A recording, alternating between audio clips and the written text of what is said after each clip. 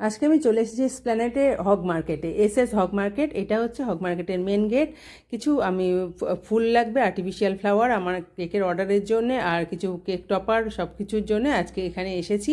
এই hog market থেকে ঢুকেই ডান দিকে গেলে এখানে সব আর্টিফিশিয়াল ফ্লাওয়ার এবং ফ্রেশ ফ্লাওয়ার সব রকমের সব কিছু পাওয়া যায় ডেকোরেশনের জন্যে।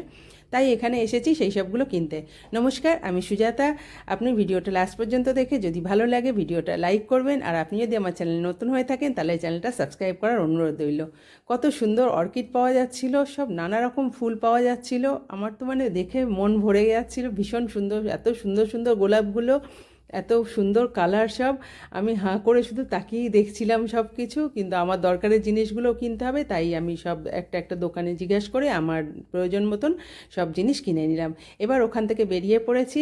বেরিয়ে পড়ে আমি কিছু টপার কিনতে যাব, সেইগুলো আমার কেনা হয়ে গেছে। এবার আমার ফেরার পালা।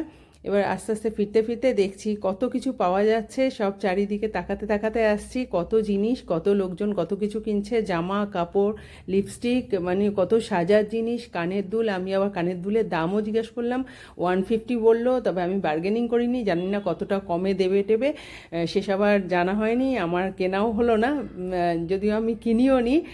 দেখলাম ব্রেসলেট পাওয়া যাচ্ছে, কত কিছু পাওয়া যাচ্ছে এই দোকানে।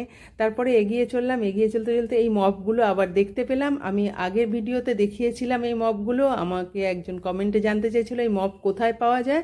এটা একদম নিউ মার্কেটের পাশে, যেখানে শ্রীলেদারের উল্টো দিকেই এনারা থাকেন, এই যে রং দে বাসন্তী ধাবা একদিন দেখবেন, ওই সামনে ওইখানেই ওনারা দাঁড়িয়ে থাকে, সেইখানে ওনার কাছে পাওয়া যায় এই মপ। তারপরে দেখছিলাম কত রকম সানগ্লাস বিক্রি হচ্ছে, ওনারা খুব দেখলাম যত্ন করেন, সেগুলোকে সমানে টাইম টু টাইম ঝাড়া মোছা পরিষ্কার করতে থাকেন। এইভাবে আমার সারাদিনটা কাটলো। এবার আমার ফিরে যাওয়ার পালা। ব্যাগ দেখলাম, তার মাঝখানে একটু ব্যাগ দেখে আবার দাম জিজ্ঞাসা করলাম। এই ব্যাগগুলো 350 এরকম দাম বললো।